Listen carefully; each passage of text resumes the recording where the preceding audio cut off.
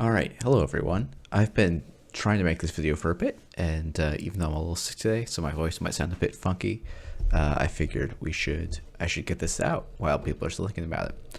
So the purpose of this video is to try and give people some idea of what I think the standard meta is going to look like now that the Midnight Sun booster has been out.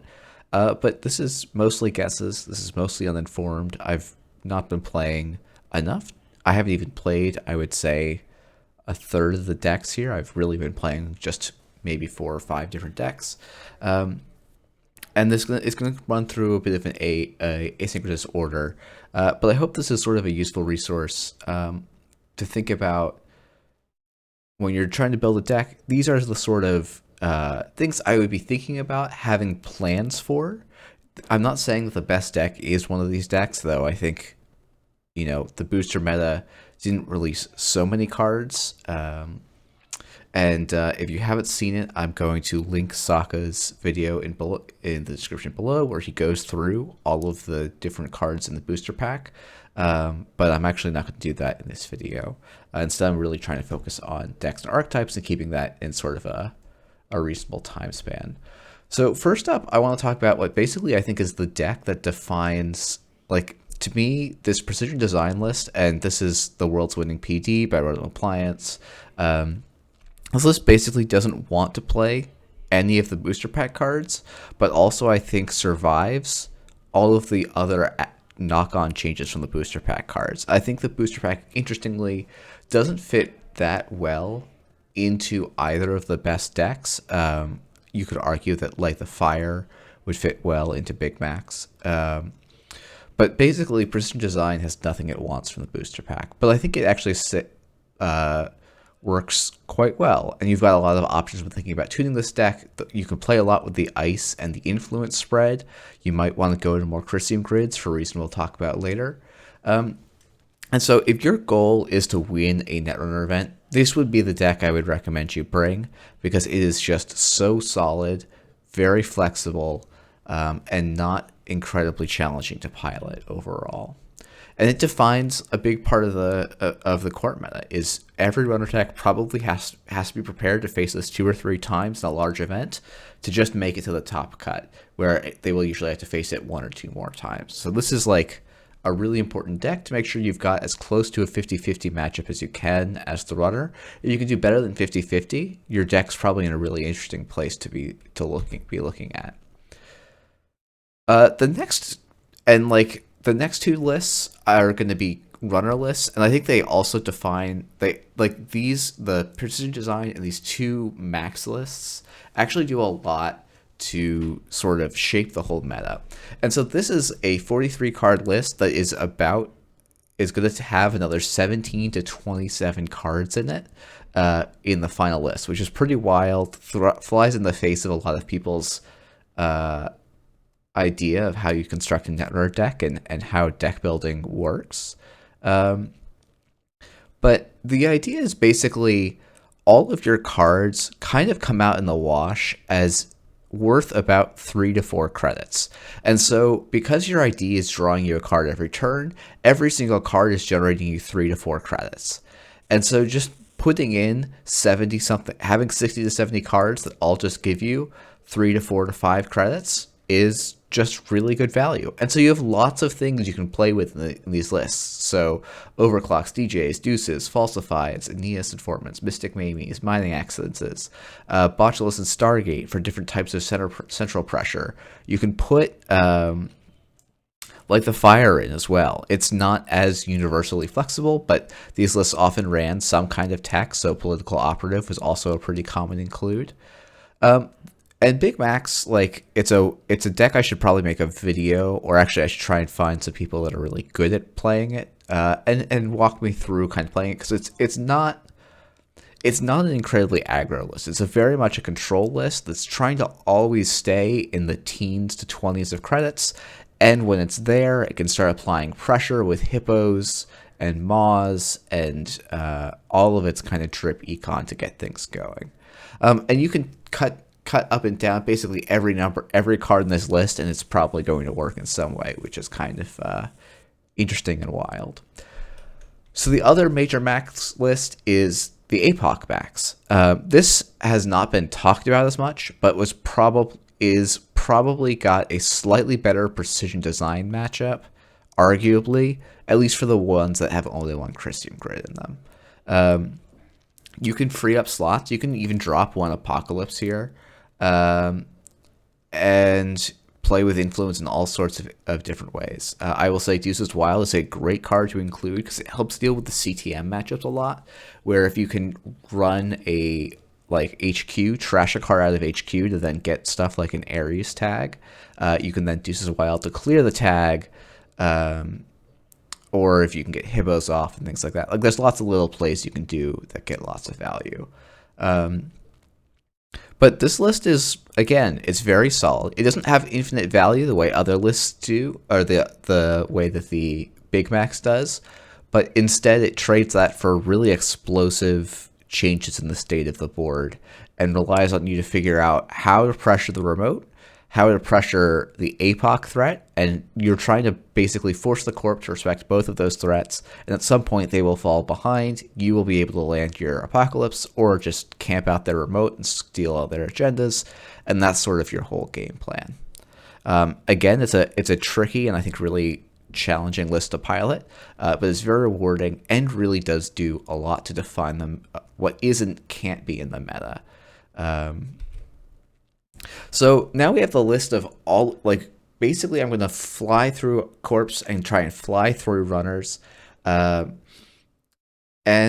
again, for all of these, I don't know what the final list looks like.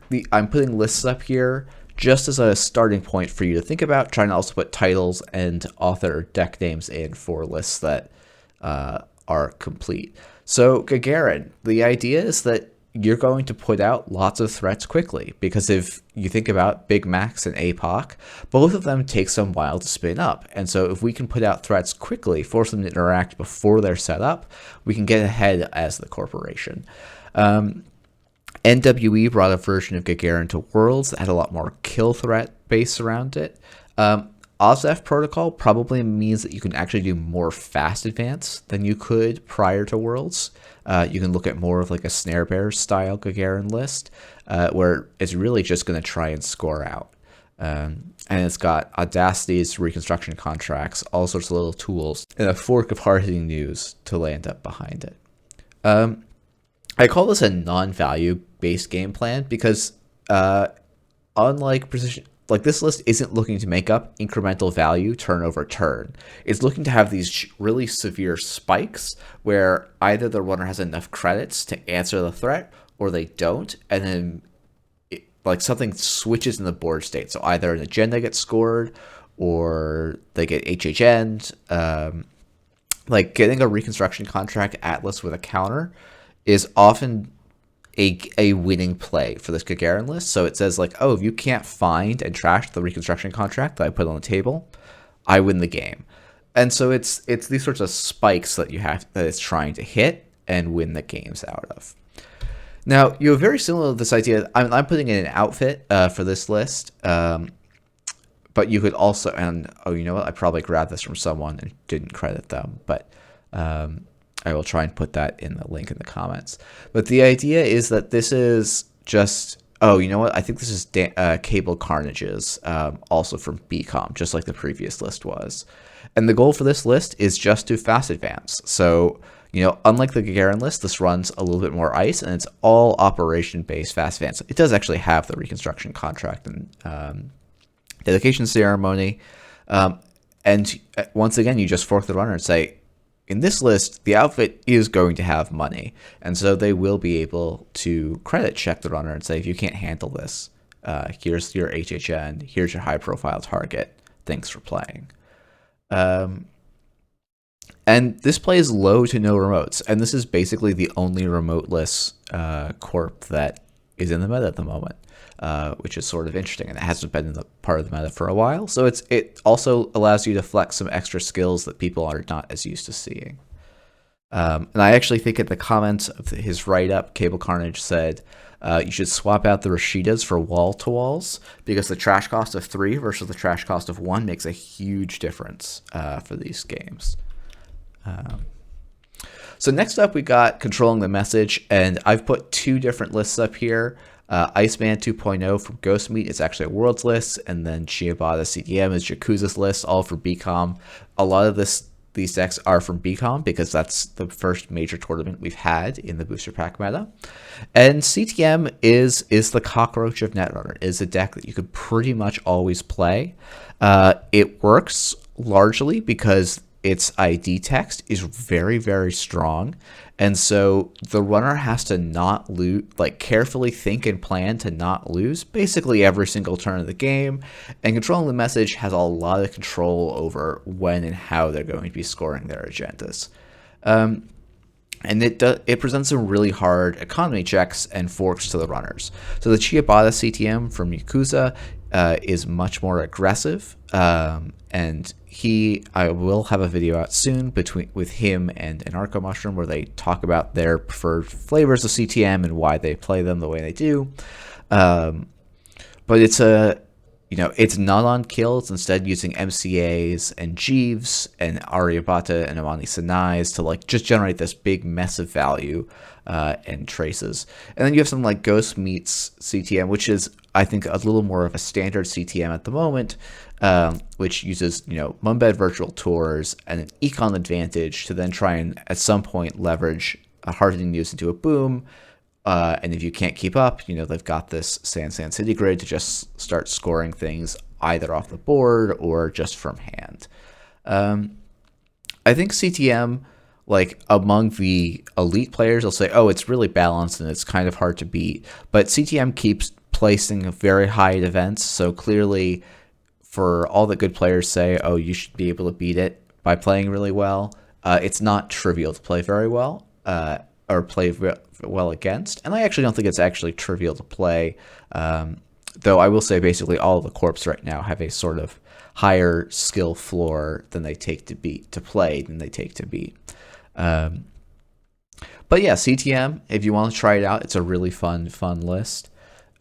Next up, we've got Ag Infusion. I actually don't know exactly what this deck looks like. And you could actually play this out of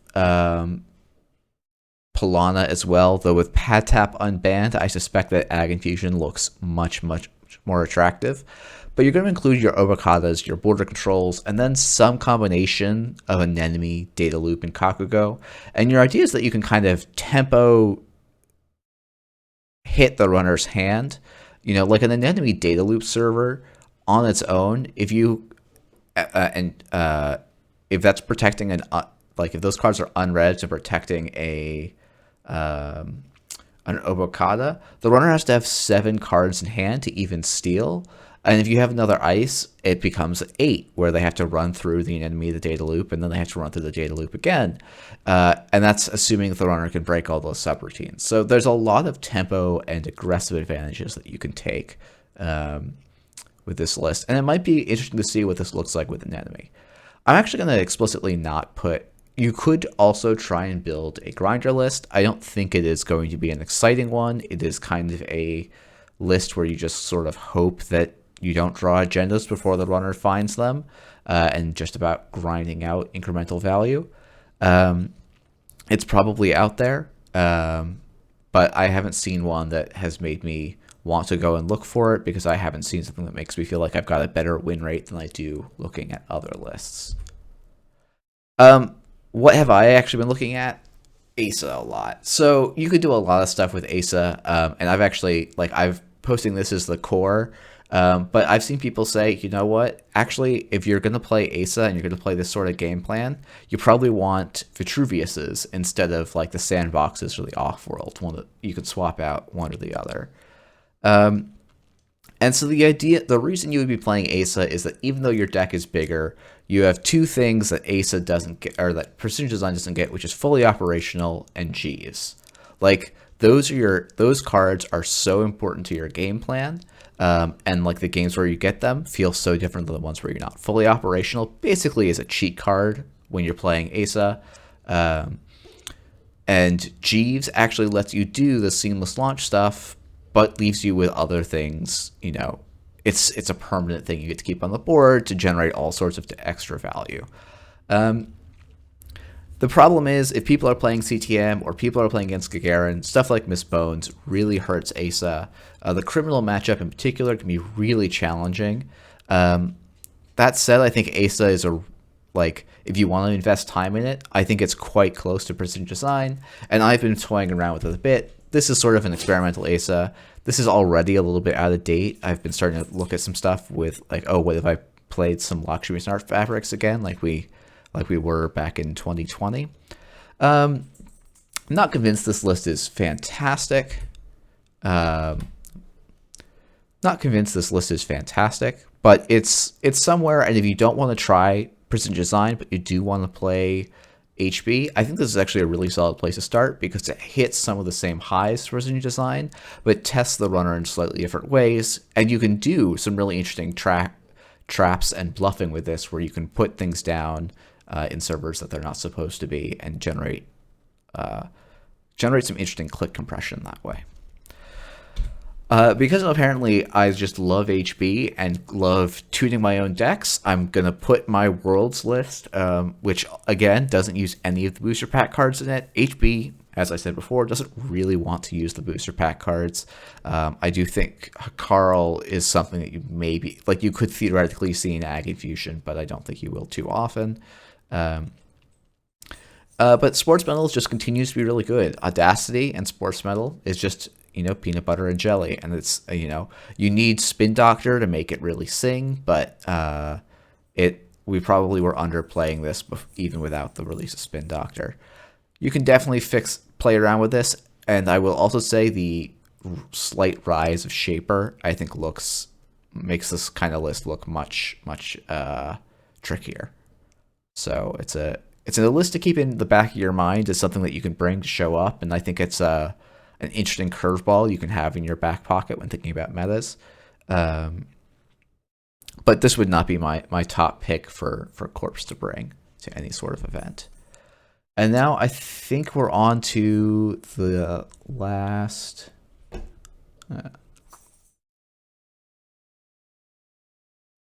Yeah. Okay, so we're on to the last corporation list. And I think this list exists, but I haven't been able to find it yet despite some effort on it. So, to me, Yellow Glacier, whether it's in Asmari, Reality Plus, or GameNet, probably exists because you now have an additional install advanced threat with Vladisbursk Grid, which you could then use to score out like a remastered edition, which then allows you to threaten out Bologna steals from hand, provided you have 2 advancements on the Vladisbursk Grid, and you also have Biovaults, and you have NGO fronts, you've got Echo Chambers. Like, you can do some really interesting stuff. The challenge is just making it work, especially in a world with so much deep dive. I think you want to shift some influence around to really make that matchup quite under control. And I'm not sure if Daily Quest belongs in those lists compared to something else that you could play, like a Regalith mining license or something. I've been playing around with this a bit. I hope to keep exploring it. I think it's something worth looking out for.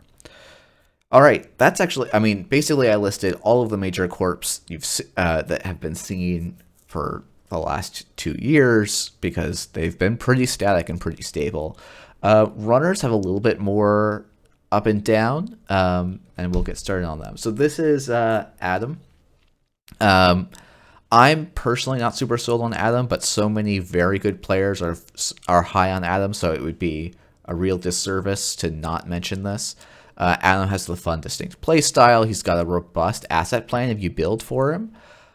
The thing I think is with Adam is basically you get to pick assets or Glacier and beat one of them and lose pretty hard to the other one. I am not convinced that Adam on anything but a God draw is up against PD. I think PD is able to run over it pretty easily. And I've always felt like when playing Asa, unless I drew 3 agendas in the first 4 turns, I was going to beat an Adam pretty handily because it's even with a free draw, it's hard to keep up the tempo. But Adam's actually got some really good things going for him, and this deck by Bracomus and the NWE group is really, really good. I think it cannot be like they did. There's a lot of really clever includes in this list, which also means that if the meta is not quite what it was, you could look at saying, oh, you know what, the exact version of NWE Gagarin is not as big in my meta, so maybe I don't need the misdirections, or maybe I don't need the sports hoppers because those were kill tech for specific matchups. And you can play with things like that to kind of improve the list and give yourself more edges in other settings. Next up, Reg Crim.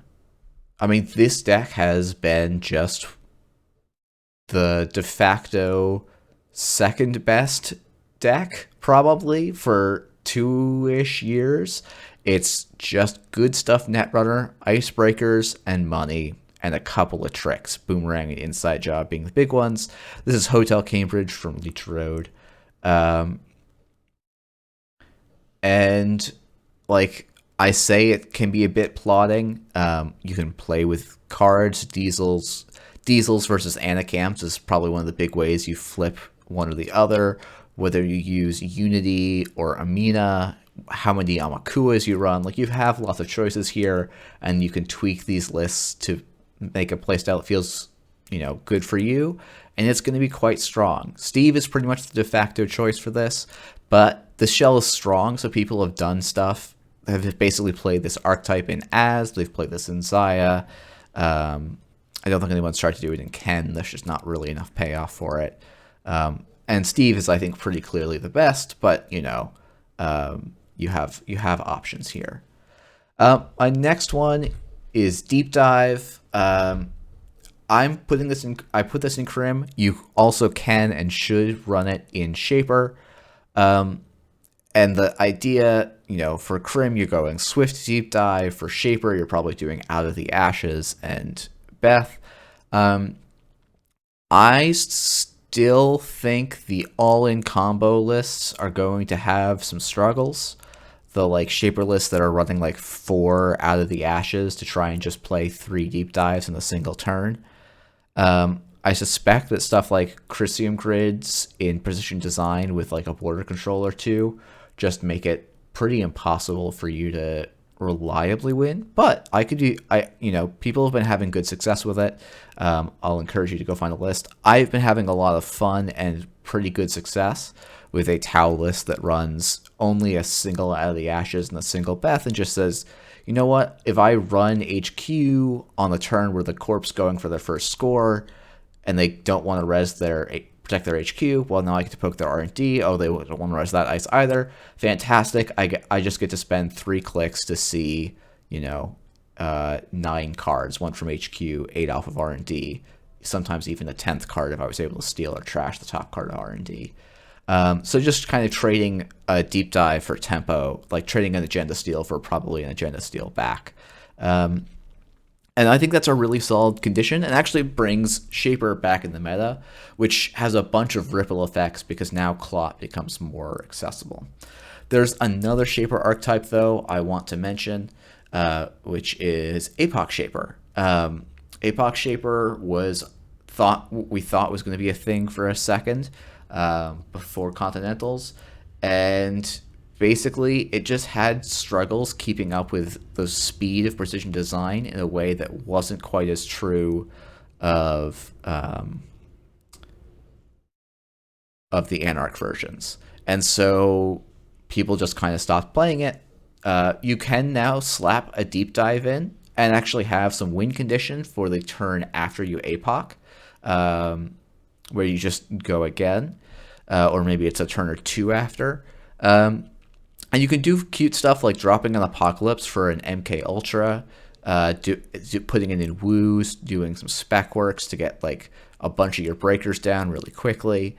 So you have options available to you at the moment. So this list I wouldn't be too surprised to see coming back up again.